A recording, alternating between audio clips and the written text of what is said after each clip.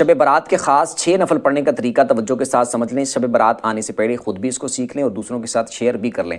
15 शाबान की रात, शब बारात की जो रात होगी, जो वो रात जब स्टार्ट होगी तो उस रात आपने मगरिब के बाद 6 नफल पढ़ने हैं, 2-2 करके।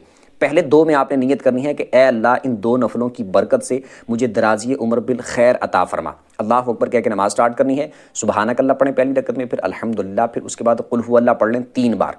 रुकू सजदे करके 1 रकत, उसके बाद दूसरी रकत में आप अल्हम्दुलिल्लाह पढ़ें, उसके बाद फिर 3 बार कुल हु अल्लाह पढ़ लें। रुकू सजदे करके अत्तहियात पे बैठ जाएं, अत्तहियात पढ़ के दुरूद पढ़ के दुआ पढ़ के सलाम फिर के 2 नफल पूरे करें और उसके बाद फिर आपने 21 बार कुल हु अल्लाह पढ़नी है या फिर 1 दफ़ा सूरह यासीन पढ़ लें। उसके बाद फिर आपने 2 रकतों के लिए खड़े होना है। उसमें आपने नियत ये करनी है कि ए अल्लाह, इन 2 नफलों की बरकत से मेरी बलाओं से हिफाजत फरमा।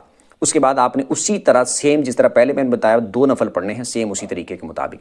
फिर ये 2 पढ़ने के बाद आपने फिर 21 दफ़ा कुल हु अल्लाह पढ़ लेनी है या फिर 1 दफ़ा सूरह यासीन पढ़ लेनी। उसके बाद फिर आपने 2 और पढ़ने के लिए खड़े होना है।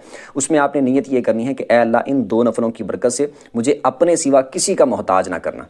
अल्लाह अकबर कह के 2 नफलों को स्टार्ट करने, सेम उसी तरीके के मुताबिक आपने 2 नफल पढ़ने हैं। ये मुकम्मल करने के बाद फिर आपने अत्तहियात पे बैठ जाना है।